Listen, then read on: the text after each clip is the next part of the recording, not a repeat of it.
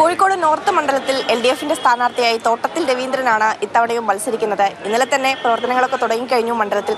ഇന്നിപ്പോൾ പാളയം മാർക്കറ്റിലെത്തി ഇവിടുത്തെ കച്ചവടക്കാരെയും അതോടൊപ്പം തന്നെ തൊഴിലാളികളെയും കണ്ട് സംസാരിക്കുകയാണ്. അപ്പോൾ രാവിലെ തന്നെ പ്രവർത്തനമൊക്കെ തുടങ്ങി അല്ലേ? വോട്ടർമാരെ നേരിട്ട് കാണുക എന്നുള്ളതാണ് ഏറ്റവും പ്രധാനം. അഭിപ്രായ വ്യത്യാസമുള്ളവനായാലും ശരി, അവന് നമുക്ക് വേറെ ആളായിട്ട് കാണാൻ പറ്റില്ലല്ലോ. അതാണ് ശരിയായിട്ടുള്ള. കാരണം എല്ലാവരും 100% വോട്ട് കിട്ടില്ല, ആർക്കും കിട്ടില്ല. പക്ഷെ നമ്മളെല്ലാവരെയും കാണണം. പരിചയമുള്ള മുഖങ്ങളായിരിക്കും. അപ്പോൾ ഈ സൗഹൃദം പുതുക്കുക എന്നുള്ളത് മാത്രമായിരിക്കും ഉണ്ടാവും. സ്വാഭാവികം. ഞാൻ ഇവിടെ ജനിച്ചു വളർന്നവനാണ്. 26 കൊല്ലം കോർപ്പറേഷനിൽ ഇരുന്നതാണ്.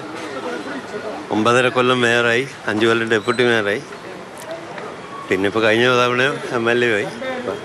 പിന്നെ ഒരു മത്സരത്തിന് പാർട്ടി പറയുന്നു, പിന്നെ അതിൻ്റെ അകത്ത് വേറെ വർത്താനം ഇല്ലല്ലോ. ഏതായാലും കഴിഞ്ഞ തവണ ഗുരുവായൂരപ്പൻ കടാക്ഷിച്ചു. ഇത്തവണയും അതുപോലെ തന്നെ ഗുരുവായൂരപ്പൻ കടാക്ഷിക്കുമോ? ഞാൻ വിശ്വാസിയാണല്ലോ. ഗുരുവായൂരപ്പൻ്റെ കടാക്ഷ ഇതിലും മാത്രമല്ലല്ലോ, എല്ലാത്തിലുമാണ്.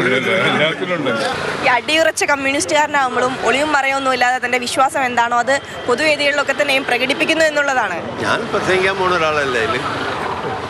ആ പാർട്ടി ഇന്ന് വരെ എന്നോട് പറഞ്ഞിട്ടില്ലല്ലോ. എല്ലാവരും ഭയങ്കര സംശയമുള്ളത്. അത് വിശ്വസിക്കാതെ ഇരിക്കാം, അത് അവരുടെ സ്വന്തം കാര്യം. ഈ കൃഷ്ണഭക്തനാന്ന് പറഞ്ഞു, അതോടൊപ്പം തന്നെ അയ്യപ്പ ഭക്തനും കൂടിയാണ്. അപ്പോൾ ഈ ശബരിമല വിഷയത്തിൽ സർക്കാരിൻ്റെ നിലപാട് കറക്റ്റ് അല്ലേ? അപ്പോൾ നേരത്തേത് കറക്റ്റ് ആയിരുന്നില്ല എന്നുള്ളതാണോ? അങ്ങനെയല്ല, കറക്റ്റല്ല. ഞാൻ ചോദിക്കട്ടെ, ആരാ അത് ആദ്യം ഉന്നയിച്ച്? ഈ വോട്ടിന് വേണ്ടി എന്തും ചെയ്യാൻ പാടില്ല, അതല്ല ശരി. ഒന്ന് ജനങ്ങളെ വികാരം എപ്പോഴും കണക്കിലെടുക്കണം നമ്മൾ എന്തിലും. ഇപ്പോൾ പാളയം മാർക്കറ്റിലാണ് നിൽക്കുന്നത്. അവിടെ അപ്പുറത്ത് ന്യൂ പാളയം മാർക്കറ്റ് ഉണ്ട്. അവിടെ മുഖ്യമന്ത്രി വന്ന് ഉദ്ഘാടനം കഴിഞ്ഞിട്ട് മാസങ്ങളായി, അങ്ങോട്ടേക്ക് മാറിയിട്ടില്ല തൊഴിലാളികൾ. അങ്ങനെയല്ല, അത് ഇവിടെ ഇവരുമൊക്കെ ആയിട്ട് സംസാരിച്ചു കൊണ്ട്. കാരണം ഇവിടെ ഒരുപാട് പേര് ജീവിക്കുന്ന ഒരു വലിയ മേഖലയാണ്. ഒരു ദിവസം കൊണ്ട് പറിച്ച് നടാവുന്നതല്ല ശരിക്കും. അത് ആലോചിച്ച് തീരുമാനിക്കേണ്ട കാര്യമാണ് അതൊക്കെ. ഏതായാലും BJP കൂടെ വലിയ സ്വാധീനമുണ്ട് എന്ന് അവകാശപ്പെടുന്ന ഒരു മണ്ഡലം കൂടിയാണ് ഇത്തവണ. അപ്പോൾ അവരൊരു വെല്ലുവിളിയായിട്ട് നിൽക്കുമോ? അപ്പുറത്ത് മത്സരിക്കുന്നത് KPCC ജനറൽ സെക്രട്ടറി.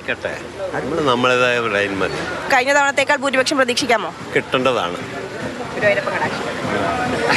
അതെന്നും എനിക്കുണ്ട്, അതിൽ ചോദ്യമില്ല. ഏതായാലും കഴിഞ്ഞ വർഷത്തേക്കാൾ ഭൂരിപക്ഷം കിട്ടുമെന്നുള്ള കോൺഫിഡൻസ് അദ്ദേഹത്തിനുണ്ട്. മാതൃഭൂമി ന്യൂസ്, കോഴിക്കോട്.